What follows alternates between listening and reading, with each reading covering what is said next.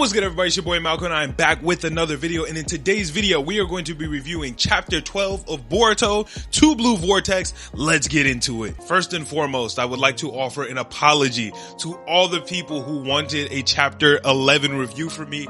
I was not able to get around to it, and shout out to Lou Dog because he kept asking for the video and I just wasn't able to get around to it. So this video is dedicated to you. But before we get into the review, make sure you guys like, share, comment, subscribe, and hit that noti bell because I've been super consistent on YouTube and you guys do not want to miss the next videos. And if you're looking for more nerd content from me, check out my podcast, The Storm Podcast, where me and two of the bros talk about all things nerdy, whether that's anime, TV shows, comic books, movies. We talk about it all over there. If you're looking for something good to listen to on your ride to work or at the gym, wherever you be at, even if you're washing dishes, check it out. We got a good podcast coming for you guys every week. But without further ado, let's get into this review. The first thing I'm gonna say about this chapter is this was probably the best chapter of 2 Blue Vortex so far. Honestly, I think I was smiling the entire time I was reading it because it was just so good. It had everything you would want from a new manga chapter. It had hella action. It had character development. It taught us more about the story. We saw new jutsu. Anything you could have asked for from this chapter, it gave it to us. This shit was fucking heat. To all the Boruto haters out there, I don't know how you could read a chapter like this and still hate, because goddamn it was fire. And I know there are a ton of people who hate on the Boruto anime and all that. When this shit gets animated, and I hate to sound like that guy. I hate to sound like that person that's like, but when it gets animated. But when it gets animated, it is going to be crazy. It's gonna change the game. People are finally gonna put respect on Boruto when this shit gets animated. Also, I never thought I was gonna become a manga reader, but I've taken it a step further. I read the leaks for this chapter. I read the leaks before the chapter came out. I'm recording this video on July 18th, and I think the chapter comes out on the 20th. But goddamn it was worth it. Let's talk about it. Okay, last episode left off with Boruto saving Sarada from Hidari. It was about to get real bad. He popped up last second and saved her. This chapter picks up right where that left off. After saving Sarada, Boruto looks at Konohamaru's weak ass and says, yo, you watch over Himura. He's just handing out orders at this point. Because at this point, Boruto is miles ahead of Konohamaru. When the Naruto Next Generation series came out, I thought Konohamaru was gonna be a dog, but he's kinda whack, and Boruto is showing him, hey, you whack, do what the fuck I tell you to. And then after that, Boruto kicks Hidari's ass until he has to run away and hide. And even though I wanted more fighting that we're gonna get later, it cuts over to Kawaki. So Kawaki is watching Jura and trying to figure out what his game plan is. He doesn't know what Jura's planning, but he's too scared to run up and do anything, which kind of makes sense because Jura would whoop his ass really bad. But instead of doing anything to Jura, he changes his focus to Boruto, who he also can't do anything about because he's too weak. And I know I've said this in previous chapters, but it bothers me a lot how weak Kawaki is because he has the power of a god. All he had to do is train a little bit and he would have been goated as hell, but he loses to the Claw Grimes, he loses to Code, he loses to Boruto. He really could have been crazy. Plus, he has control over his karma. Boruto doesn't. So if he had ninjutsu mastery and control over his karma, easily the strongest ninja we've ever seen, but Boruto is the strongest ninja we've ever seen without karma mastery. We cut back over to what Boruto and them are doing, and after Boruto ordered Konohamaru around, he starts hating. He starts talking about, why would I listen to you? Why are you giving out orders when you're a criminal? And Sarada says, yo, shut your bitch ass up and do what he told you to. Pipe down, little bro. I may be paraphrasing a bit. And then Boruto gets even bolder and starts ordering around the sensory ninja. And they listen. It must be that Hokage blood in him. His granddad and his dad was both Hokage. When he give orders, ninjas listen. It's then at this point that Sumire and Sarada explain to Boruto that Hidari is specifically targeting Sarada. And this is very important because I think at this very moment is when Boruto puts it together that Hidari is the answer to Sasuke. We know that Boruto has been looking into the Claw Grimes and the ones that have sentience to try to figure out Sasuke. But I think this is the moment where he figures out that Hidari Hidari is the specific one that ate his master. He then explains to everyone that taking down Hidari is probably the secret to getting Sasuke back, and taking down the other ones are the secrets to getting all of their loved ones back, honestly. So after Boruto explains this, Konohamaru starts asking a bunch of questions, and Boruto hoes him again. He basically says, yo, shut the fuck up and focus. I got work to do. I gave you a job. Why aren't you doing it? Once again, I might be paraphrasing a bit. Also, a side note. So the omnipotence basically makes everyone think that Boruto is Kawaki and Kawaki is Boruto. Do they look different to these people? Because when you look at Boruto, it is very obvious to see that man looks exactly like Naruto. He couldn't look like anybody else. So omnipotence would have to change the way they view him, because if they look at him at all, the answer is very clear. And here is another highlight of this chapter for me. The claw grimes pull up and Boruto and Sarada start scrapping. I absolutely love this, because in the original Naruto series, we don't get enough content of Naruto and Sakura working together. That doesn't happen very frequently. So to see Boruto and Sarada working together, it's kind of that. It kind of fits that vibe. The only thing that would have made this better is if Mitsuki would have been there. If Mitsuki was there, we really would have got a full Team 7 team up, and it couldn't be any better than that. But I think he's out guarding Ada. I don't see him pulling up anytime soon, but if we could get a full team up with everybody, that would break the internet. Not only is it awesome to just see them fight together, but we get to see how much they've grown as ninja over these years, because they've both been training and getting better and better. And even in all that time, they still have their battle chemistry from when they trained together as kids in Team 7. And remember, Hidari's only goal here is to get to Sarada. That's all he really wants. So Boruto tells her, yo, only handle attacks coming your way. I got everything else. Hidari then jumps out of the claw grimes claw mark, which is such an OP broken ass ability. Not only can he put claw marks wherever the fuck he wants, but the claw grimes have claw marks on them, so he can just hop out of whichever claw grime he wants and get some shit done. At least he tried to get some shit done, because Boruto then flying Raijin's in and kicks his ass. Now, obviously we knew that Boruto had the flying Raijin technique. We've seen him use it at least 3 times at this point, but I don't think I had realized that he mastered it. Because the first time he used it, he said something along the lines of, I'm not as good as grandpa was, or something like that.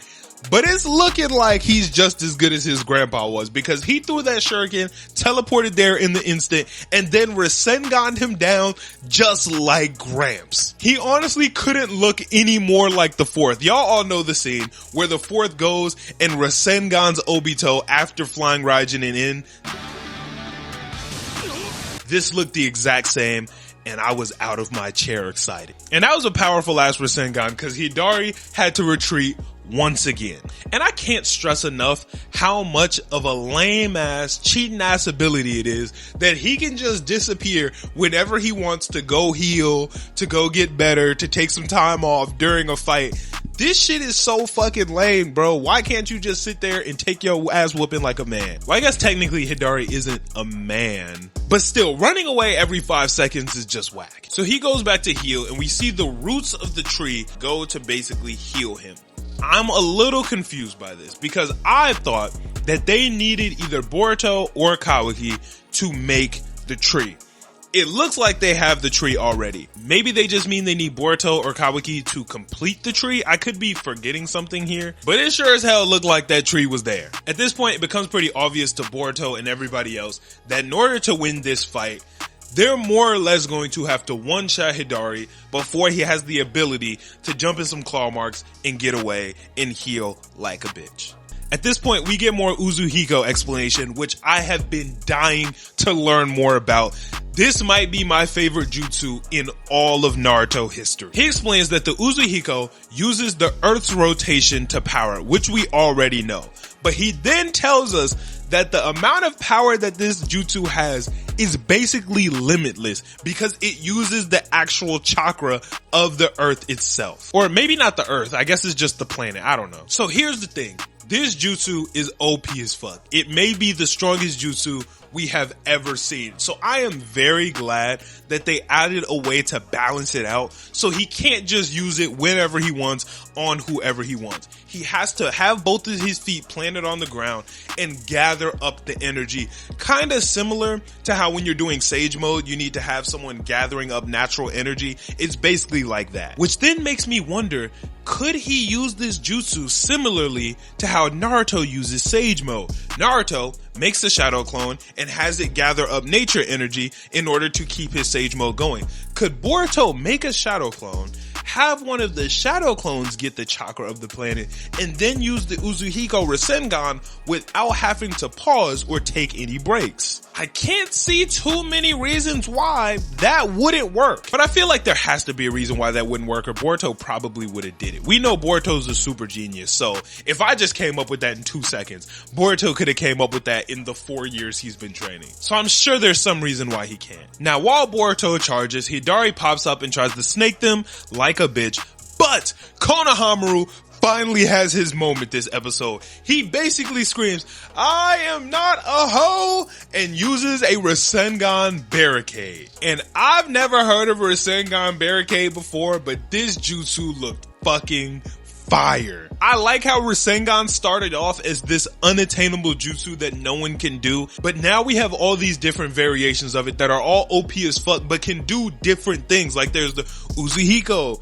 there's the miniaturized Rasengan, there's the big ball Rasengan, there's Rasen Shuriken, there's the barricade. There's so many different Rasengans now that I can't even keep track. I'm sure Minato is looking down proud to see that his jutsu has become so versatile. And then, after Konohamaru gets his second to shine, Boruto puts him back in his place and said, "Bitch, didn't I tell you to watch Himawari?"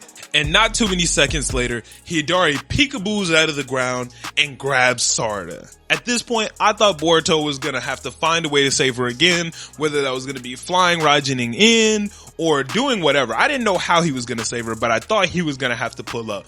But Sarada handles this shit herself. She shows us the results of her training these last couple years and pulls out a Chidori current. Instead of having to hold the Chidori in her hand, she's able to run Chidori through her whole body, thus shocking the fuck out of Hidari. Now, this jutsu kind of reminds me of when Sasuke used Chidori Stream back in Naruto Shippuden, which it didn't come from his body. He was just able to make Chidori go in all types of different directions and do different things. This one seems a little bit better to me, honestly, because I feel like this new Chidori can be used for offense and defense, which is kind of next level. After using one of her dad's jutsu, she decides to show us a little bit of her mom's abilities and hits him with the meanest hip toss I ever seen and tag teams him right over to Boruto, where Boruto uses his loaded up Uzuheiko on Hidari. Before using it, Boruto told us that the shit wasn't even all the way loaded up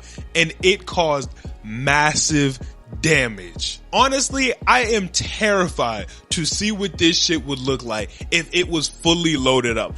I don't know if there is a force in this ninja world that could combat that. I'm sure Jura is probably strong enough to withstand that, but outside of Jura, is there anybody who could handle a full-powered Uzuheiko Rasengan to the face? Now, because it wasn't at full strength, it wasn't able to kill Hidari.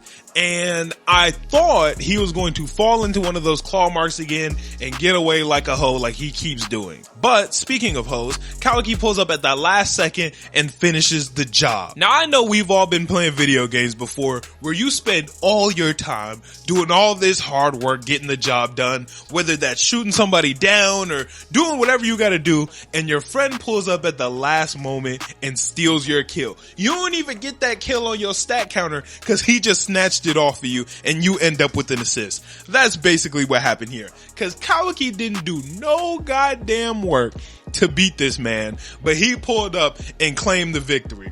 I'm not having it. At this point, we get to see a weird fruit that comes down after he gets defeated, and Boruto picks it up and makes a call to his man Kashin Koji and is like, yo, is this what we needed? I'm not sure, but it looks like it might be that. Koji tells him, yes, that's a soul thorn. I'm pretty sure that's what I saw, and I think it's gonna save Sasuke. And then here comes Kawaki's bitch ass, trying to act like a big man, trying to force more information out of Boruto. And Boruto's like, yo, you got two options right now. You can get out of the way, or I can cut your goddamn hand off. For a second, I thought Boruto was on demon time, because earlier he told us that he really doesn't have no smoke with Kawaki. He doesn't have any problems. But I realized he only threatened to cut his arm off because he knows Kawaki can just get another arm. Amato will build him a new one and he'll be perfectly fine. Right after that, Boruto gets 360 no scope from about a mile away from Jura out in the distance. Once Boruto goes down, Sarada realizes just how important this soul thorn is, so she realized she has to retrieve it. But that boy Jura got some of the best aim in the game because he almost takes her goddamn hand off. At this point, I'm confused because Jura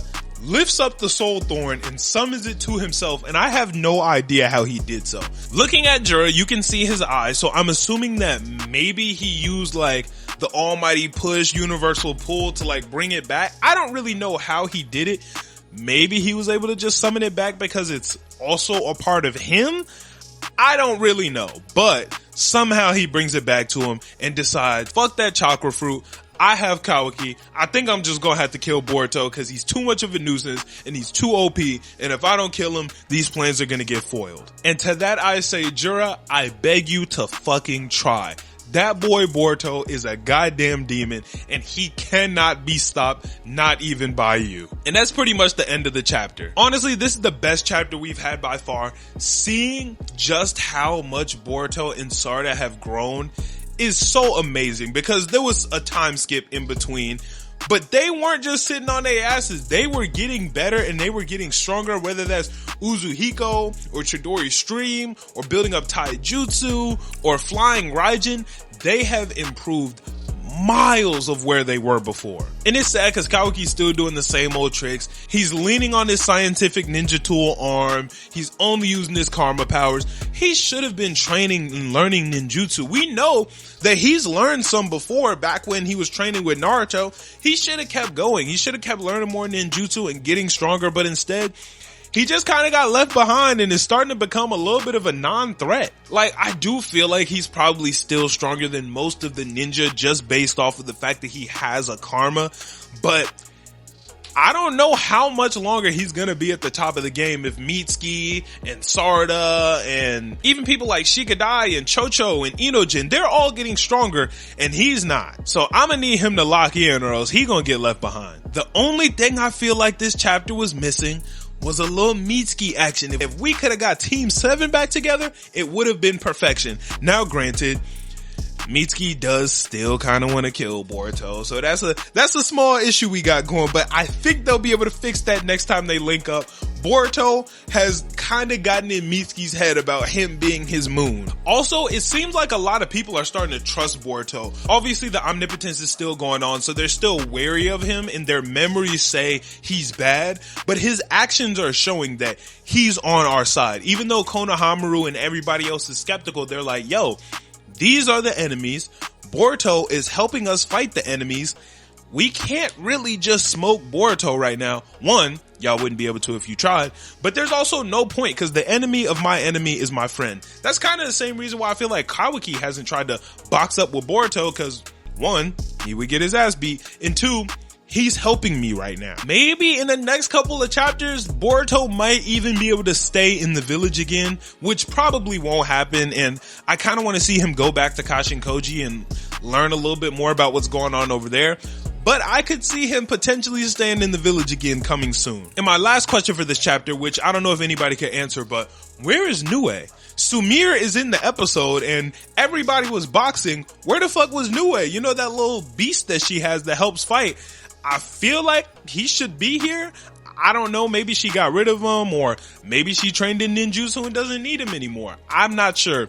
But yeah, that's one thing I've been wondering about this whole chapter. God damn, this was a fucking amazing chapter. If I had to give it a rating out of 10, I'd probably give it a perfect 10. I have zero complaints. This shit was busted. Please let me know what you guys have to say about this chapter in the comments, because it was absolutely fire and I want to talk about it some more. And if you haven't done so already, please like this video. You'll watch till the end, so you probably enjoyed it, and subscribe and hit that noti bell because I got more videos dropping this week and you don't want to miss it. Thank you guys so much for watching this video. I'll see you guys in the next one. I'm out. Peace.